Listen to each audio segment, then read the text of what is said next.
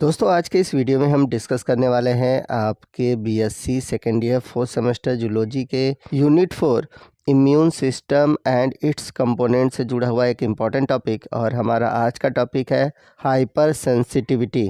तो आज के इस वीडियो में सबसे पहले हम बात करेंगे कि हाइपर सेंसिटिविटी होता क्या है, ये कितने टाइप के होते हैं और हर एक टाइप में कौन कौन से इम्यून रिस्पांस भाग लेते हैं। और आपको बता दें कि इस टॉपिक से आपके बहुत सारे एमसीक्यू बनते हैं जो कि बहुत इम्पॉर्टेंट है और वो प्रीवियस ईयर एग्ज़ाम में पूछे गए हैं। तो यदि आप चाहते हैं कि मैं इस टॉपिक से एमसीक्यू बनाऊं तो प्लीज़ आप कमेंट ज़रूर करिएगा। तो आइए सबसे पहले समझते हैं कि हाइपर सेंसिटिविटी होता क्या है, बाद में मैं आपको इसके डिफिनीशन को बताऊँगा। Immune response is generally a protection process but it may sometime be injurious to the host.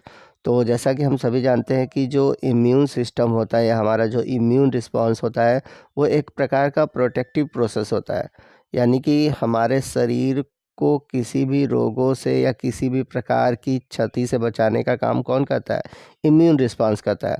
लेकिन कभी कभी होता है क्या है कि जो होस्ट होता है यानी कि हमारा जो शरीर होता है खुद इंजर्ड हो जाता है, which just eliminates the antigen without causing any damage to the host.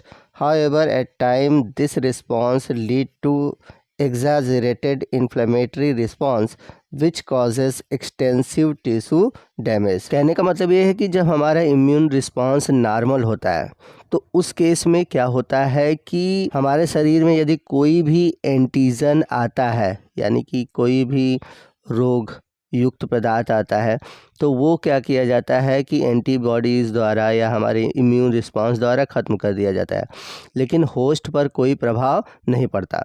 लेकिन जब अगर हम बात करें कुछ ऐसा केस होता है यानी कि जब हाइपर सेंसिटिविटी की बात आती है तो इस केस में क्या होता है कि हमारा जो इम्यून रिस्पांस होता है खुद टिश्यू को डैमेज करता है, यानी कि हमारे या कह सकते हैं होस्ट को अपने आप डैमेज करने लगता है। तो आइए हम देखते हैं कि कैसे हम हाइपर सेंसिटिविटी को डिफाइन कर सकते हैं। Hypersensitivity refers to a condition in which immune response result in excessive reaction leading to tissue damage, disease और even death in sensitized host. तो हाइपर सेंसिटिविटी एक ऐसा कंडीशन होता है कि जिसमें हमारा जो इम्यून रिस्पॉन्स होता है बहुत ज़्यादा एक्सेसिव रूप से रिएक्टिव हो जाता है, यानी कि बहुत ज़्यादा वो एक्टिव हो जाता है जिसकी वजह से हमारे टिश्यू डैमेज होते हैं या फिर डिजीज़ होते हैं या कभी कभी जो सेंसिटाइज्ड होस्ट होता है उसका मृत्यु भी हो सकता है। It also refers as over reaction of the immune system.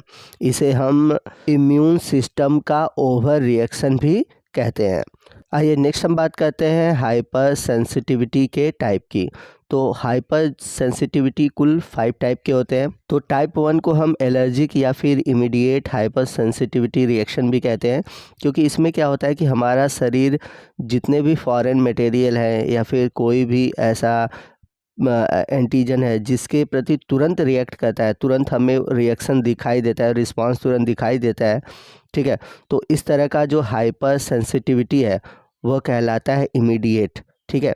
जैसे कि एलर्जी में क्या होता है कि आपका शरीर तुरंत रिस्पांस करता है। टाइप 2 को साइटोटॉक्सिक हाइपर सेंसिटिविटी रिएक्शन भी बोलते हैं। तो इसमें होता क्या है कि जो एंटीबॉडी होते हैं वो सेल के सरफेस से जुड़कर सेल को ही डिस्ट्रॉय करते हैं।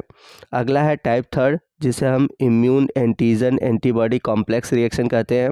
तो इसमें होता क्या है कि जो एंटीजन और एंटीबॉडी है वो कोगुलेट होकर किसी ऑर्गन में जमा होने लगते हैं और उस जगह पर इन्फ्लेमेटरी रिस्पांस देने लगते हैं, जिससे कि वो टिश्यू या फिर जो ऑर्गन है वो डैमेज हो जाता है।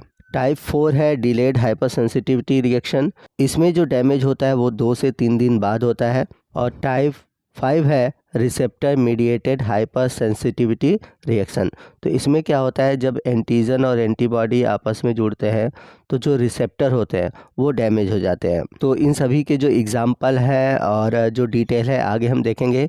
यहाँ पर मैं बता दूं कि टाइप 1, 2, 3 और 4 इसको हम antibody mediated hyper sensitivity reaction भी कहते हैं, क्योंकि इन सभी में एंटीबॉडी बनता है। लेकिन जो टाइप 4 है यहाँ पर एंटीबॉडी नहीं बनता। यहाँ पर जो टी लिम्फोसाइट का हेल्पर सेल है जिसे हम CD4 सेल कहते हैं वो रिस्पॉन्स करता है, इसलिए इसको हम बोलते हैं cell mediated hyper sensitivity reaction. तो यहाँ पर एक क्वेश्चन बनता है कि कौन से हाइपर सेंसिटिविटी के टाइप में एंटीबॉडी भाग नहीं लेता।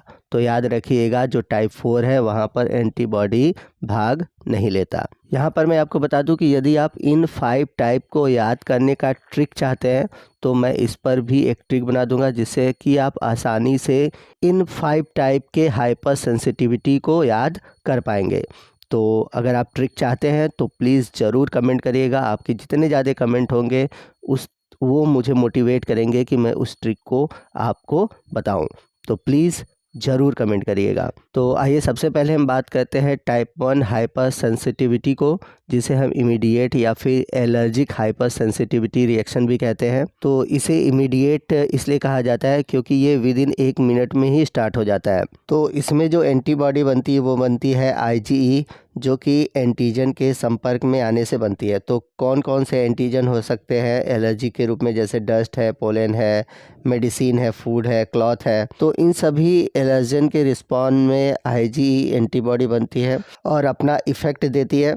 और इसमें जो मास्ट सेल बनता है जो कि हिस्टामिन प्रोड्यूस करता है, और हिस्टामिन के साथ जो IgE है वह एलर्जिक रिएक्शन शो करता है।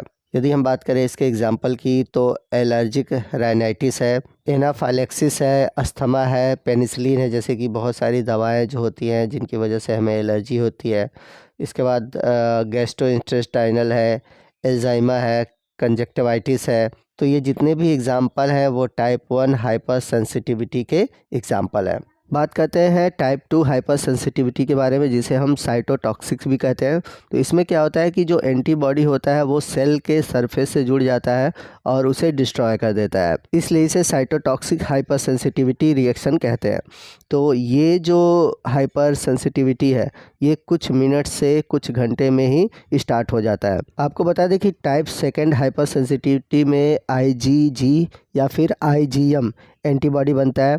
और जैसा कि आप सभी जानते हैं कि जो बी लिम्फोसाइट होते हैं वो क्या कहते हैं कि एंटीबॉडीज़ का निर्माण करते हैं। तो इन सभी एंटीबॉडीज़ का निर्माण करने का काम जो है बी लिम्फोसाइट करते हैं। तो RBC का जो एंटीजन है या फिर RH फैक्टर का जो एंटीजन है वो टाइप 2 हाइपर सेंसिटिविटी के अंतर्गत आता है। ध्यान दीजिएगा यहाँ पर RBC और RH फैक्टर के पास क्या है, एंटीजन है। तो जैसे ब्लड ट्रांसफ्यूज़न होता है, अगर हम एग्जांपल की बात करें तो जब मिसमैच ब्लड ट्रांसफ्यूज़न होता है तो उस केस में क्या होता है, हीमोलाइटिक रिएक्शन होता है। यानी कि जब किसी व्यक्ति को किसी दूसरे का ब्लड दिया जाता है, जब मिसमैच होता है तो वहाँ पर हीमोलाइटिक रिएक्शन होता है, यानी कि ब्लड क्या होता है, ख़राब हो जाता है। उसी तरह RH फैक्टर के केस में भी होता है जहाँ पर एरिथ्रोब्लास्टोसिस फिटालिस कंडीशन कॉज करता है। तो ये सभी टाइप 2 हाइपर सेंसिटिविटी के अंतर्गत आते हैं। अब इसके बाद हम बात करते हैं टाइप 3 की। तो टाइप 3, 4 और 5 इसको हम अगले पार्ट यानी कि सेकंड पार्ट में डिस्कस करेंगे। आज के इस वीडियो में बस इतना ही हम डिस्कस करेंगे। तो आपको आज का ये वीडियो कैसा लगा कमेंट करके ज़रूर बताइएगा। वीडियो अच्छा लगा हो तो वीडियो को लाइक और शेयर करना मत भूलिएगा, और कोई भी डाउट है आप हमसे कमेंट करके पूछ सकते हैं। तो मिलते हैं अगले वीडियो में अगले टॉपिक के साथ। तब तक के लिए जय हिंद, जय भारत।